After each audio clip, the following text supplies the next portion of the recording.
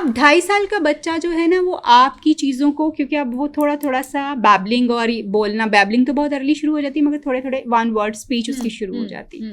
उस वक्त आप उसको सिखाना शुरू करें कि good touch and bad touch क्या है, सिखाने 2.5 साल की उम्र। यस, स्टार्ट कर दीजिए। ठीक है। वो इन्फॉर्मेशन सिर्फ असिमुलेट करेगा, इशारों को समझेगा और रोकेगा भी। जो चीज़ आप उसको कहेंगे वो करना भी शुरू कर देगा, मगर मीनिंग एक्सट्रैक्ट नहीं कर सकता कि उसको पता नहीं कि कौन सी चीज़ क्यों हो रही है, ये बात उसको नहीं पता।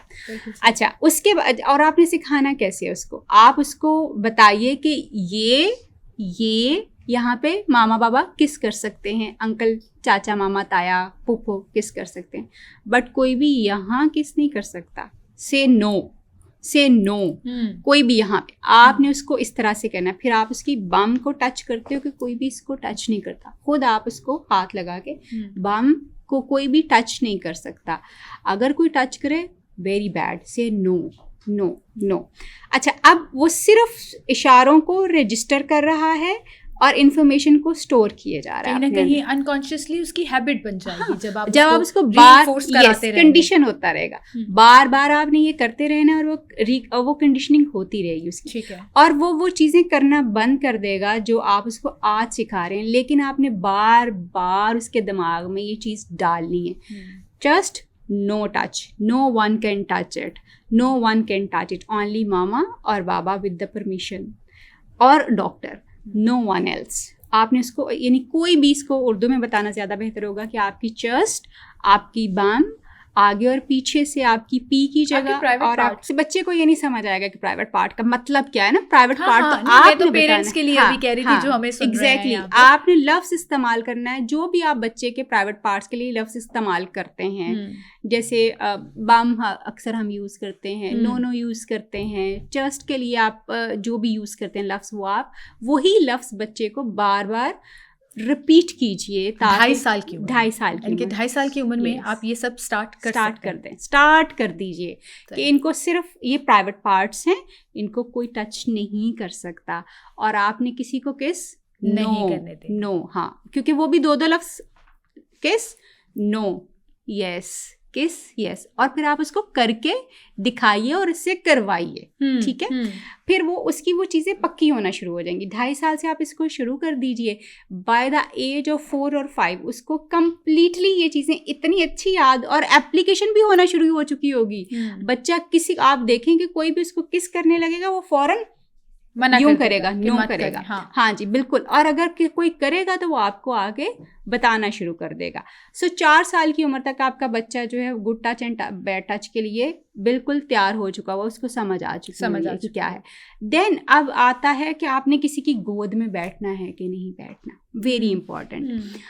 होना तो ये भी शुरू से ही चाहिए, मगर जैसे जैसे एज बढ़ती जाए तो आप बच्चों को बताना शुरू करें। अच्छा, एक और चीज़, जैसे 3-4 साल, अब ये नहीं आपने करना कि आपने एक दफ़ा सिखा दिया तो अब आपको लगा कि बच्चे के दिमाग में बैठ गया। नो, आपने इसको टाइम टू टाइम रिपीट करना। रिपीट करने का तरीका क्या हो सकता है, आप उसकी एज फेलो सारे कजन्स बिठा लें, बहन भाइयों के बच्चों को बैठाइए सबको, और सबको एक ही दफ़ा में ट्रेन कीजिए सबको, और वो एक को किसी कंबाइंड ट्रेनिंग। हाँ, ग्रुप ट्रेनिंग जो होती है बड़ी आसान हो जाती है, क्योंकि आपने स्टोरी बच्चे तो आपको पता है प्रिटेंड प्ले कर रहे होते हैं, घर बनाना भी खेल रहे होते हैं। हाँ। और उसमें आपके लिए भी बड़ा अच्छा ये हो जाता है कि आप भी उनके साथ इंटरेक्ट कर सकते हैं बड़ा easily. You can be part of the activity. आप आराम से उनमें से किसी एक बच्चे को पकड़ें, और सारे कजन जो छोटे हैं 3-4-5 साल के, जो इवन 2.5 साल से भी आप शुरू कर सकते हैं, जिस एज पे मर्जी आप ग्रुप के ऊपर जो है चीज़ें करना शुरू कर सकते हैं। और 3-4 साल का हो जाए तो ख़ास तौर पे आप सबको कजन्स को इकट्ठे करें और बताना शुरू करें। अच्छा, मुझे कौन बताएगा कि जी कहाँ टच नहीं करना चाहिए बेबीज को, और कौन टच कर सकता है, कौन टच नहीं कर सकता। हाँ, एग्जैक्टली, एक्टिविटी। अगर इसमें मैं डिस्क्लेमर भी दे दूं एक, और वार्निंग भी दे दूं कि अगर आपकी उन बच्चों के पेरेंट्स से अच्छी बनती है तो जबरदस्ती किसी के बच्चों को मत खींचिएगा, ये एक अलग कहानी शुरू हो जाती है। एग्जैक्टली। और ये भी रहिए कि कंफर्टेबल, एग्जैक्टली, कि ये ना होना शुरू हो जाए कि जी ओहो हमारे बच्चों को कैसी तालीम दी जा रही थी। तो उसमें वो सारे जो चेक्स है ना वो आपने पहले कर लेने। जो लोग समझते हैं कि ये एक चीज़ अच्छी है, आप उन बच्चों के साथ जो है वो प्ले कर सकते हैं और उनको बता सकते हैं। फिर एक बच्चा जो है आके बताएगा, अच्छा यहाँ पे नहीं टच कर सकते, यहाँ पे मना होता है, यहाँ पे टच। फिर वहीं पे आप इंट्रोड्यूस करवाइए कि किसकी जो है वो गोद में बैठना जो है वो कैसा है। आपको पता है बहुत सारे लोग जो हैं हमारे ज़माने में भी और अब भी, जो सबसे ज़्यादा ईजी आपकी हैरेसमेंट होती है, सेक्शुअल हैरेसमेंट होती है, when you are carrying a child in your lap, आप उसको बैठाते हैं। That is very unfortunate. Very unfortunate. और मैं समझती हूँ कि अडल्ट्स जो हैं उनको ये समझ भी नहीं आती कि यार ये बच्चे हैं, आप इनसे क्या प्लेजर एक्सट्रैक्ट करेंगे।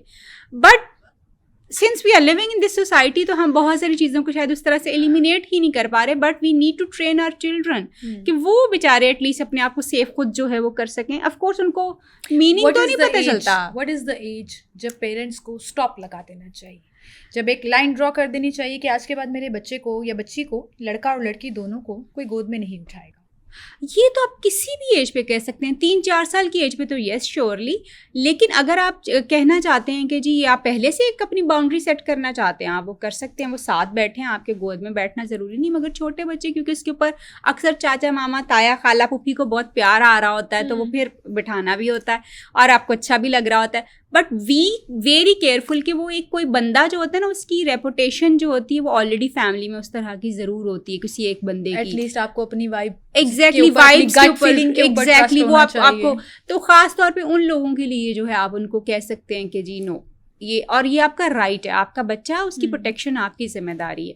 देन जो है आपने क्योंकि देखा होगा कि ज़्यादातर जितना भी सेक्सुअल हैरेसमेंट, बैड टच जो आता है, जो कि आपके इवन सेक्सुअल अब्यूज़ जो आता है, वो नियरेस्ट फैमिली मेम्बर्स होते हैं, आपके करीबी रिश्तेदार होते हैं, आपके कजन्स होते हैं, आपके खाला मामा चाचा ताया होते हैं। स्टेटिस्टिकली प्रूवन भी है।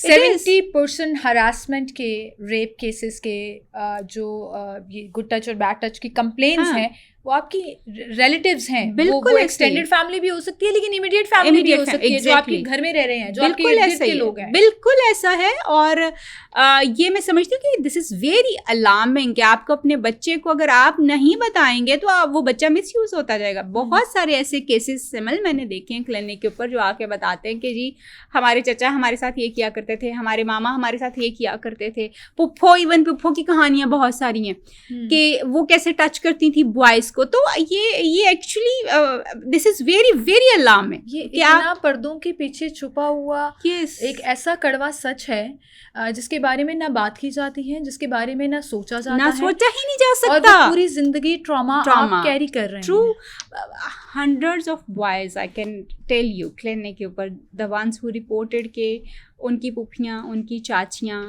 उनके जो फीमेल रिलेटिव्स हैं, how they have sexually abuse them, how they have sexually abused them।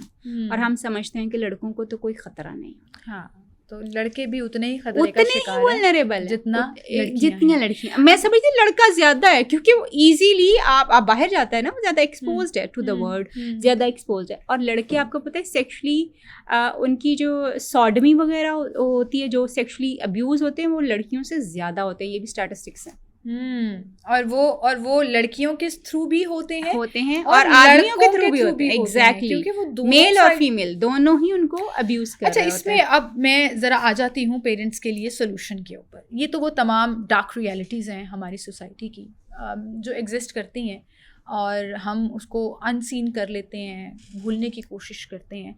Solution क्या है? टाइम्स चेंज हो गए हैं। अब हम अगर अपने बच्चों को इतना कॉन्फिडेंस दें कि अगर कुछ ऐसा होता भी है तो we should listen to them. हमारे पेरेंट्स ने कभी नहीं सुना, नहीं, या हम अपने पेरेंट्स को कभी नहीं बता सके, और वो जनरेशनल एक चीज़ चली है।